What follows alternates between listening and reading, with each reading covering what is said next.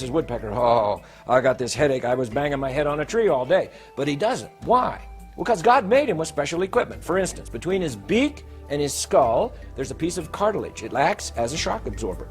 His skull is the thickest bone per body weight of any creature. As a matter of fact, brain surgeons study the brains of woodpeckers, how they're hooked in there and everything, to help them with like trauma people in accidents, that they need to put their brains back in there.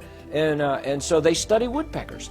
The woodpecker, with his strong skull and his shock absorber and his strong beak and his tail feathers and his feet, he's all ready to go except for one thing. Once he drills his hole, he's got to get that bug out of the tree, because that's lunch. All right, well, how's he going to do that? Well, most birds, their tongue goes right to the tip of the beak. A woodpecker's tongue goes as much as 10 inches out of his beak. Now why? Well, because he's going to drill the hole, find the bug tunnel down in the tree, stick his tongue down in the tunnel, and drag the bug out. Now you would have to say, could I stick my tongue down a hole in a tree and drag a bug out? Of course not. Well, how does the woodpecker do that? Well, God made the woodpecker with little barbs on the tip of his tongue. And he will literally stab that bug larva down in there because it doesn't want to come out. But in case that's not enough, he has a little glue factory in his tongue that manufactures exactly, precisely the right glue to stick to the bug, but it doesn't stick to his beak. And so he pulls that bug into his mouth. Now we have a problem, if evolution is true. Let's say over hundreds of thousands of years, this woodpecker got all this equipment, and then he glues his tongue to a bug and he swallows the bug. What just happened to his tongue? He just swallowed his tongue. You know, he dies, he just strangled himself, okay? But he doesn't. Why?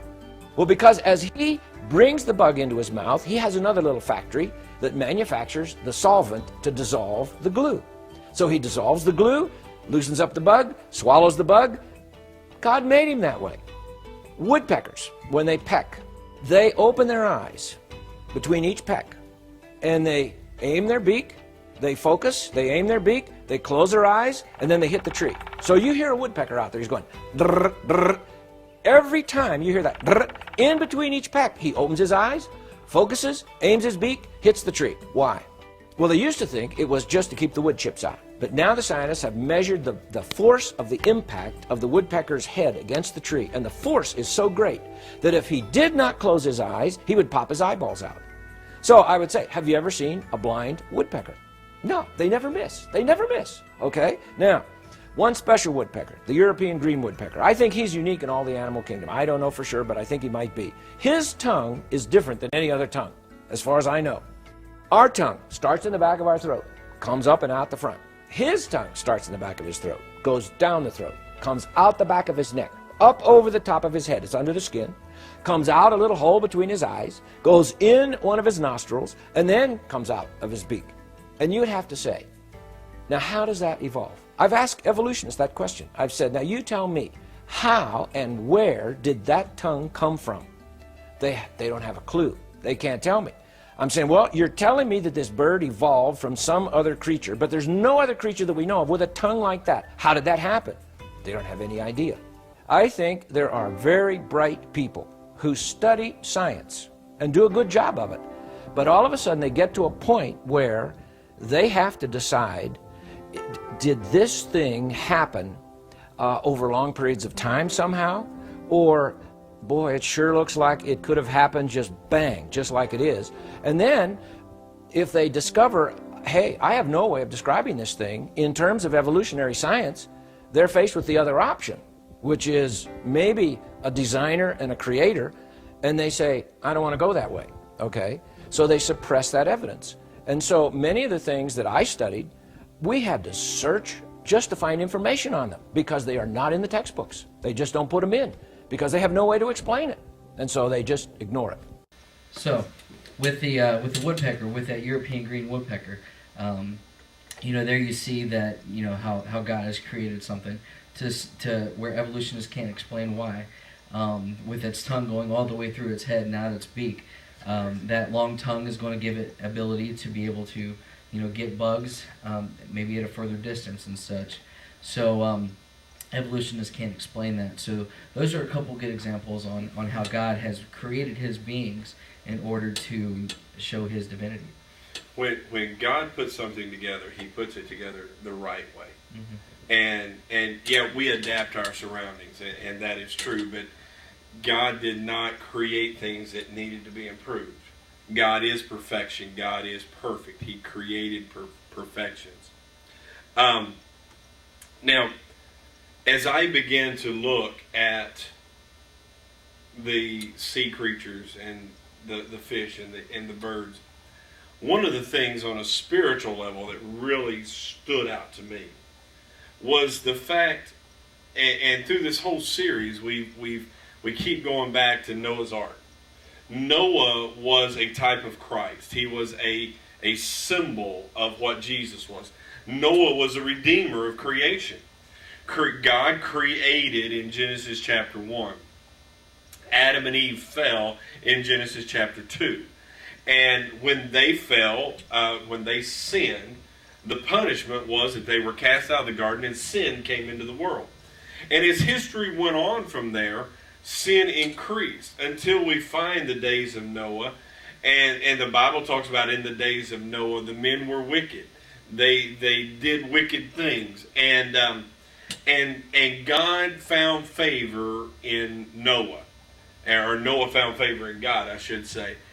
And Noah became the Savior, the salvation, the Redeemer of creation.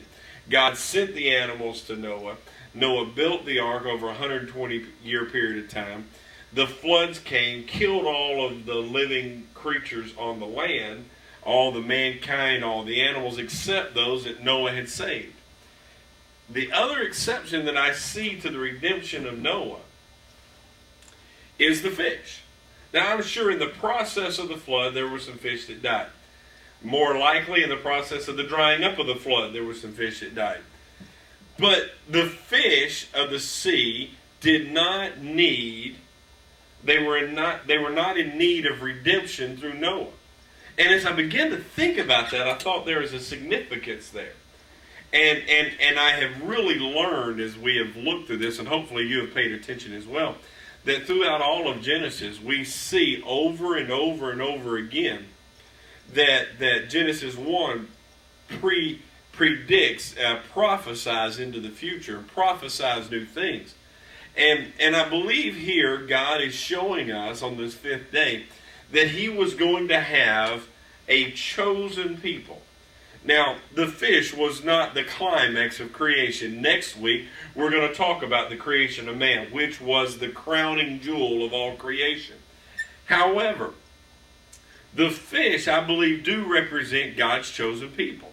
They represent the Jewish faith. They represent that nation that belongs to God.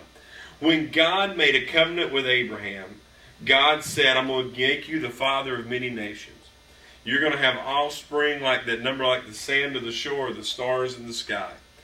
And He put a connection between Him and the Israelites, the Jews. As you go on through, He speaks through the prophets, and He says, you will be my people, and I will be your God. And all through the Old Testament especially, you see God's miraculous provision for the Jewish nation. You see times when God said to Moses, I have heard the cries of my people. And we talked about a couple of days ago, or a couple of weeks ago, we talked about how that God said, I'm going to give you a land. And He gave this to His people. You've seen the miraculous as they walked out of Pharaoh's camp, as they crossed the Red Sea on dry ground, as they got to Jericho, greatly fortified, walls so thick you could race chariots around it. And God sent these Israelite armies to walk around that wall 7 times, once a day for 6 days, and 7 times on the 7th day. And miraculously, the walls fell. All through history, you see God has given special provision to the Israelites. I believe that in our modern day, it is no different. I believe that God has a special favor placed upon the Israelite nation. I believe it's important for us as Americans that our government supports Israel.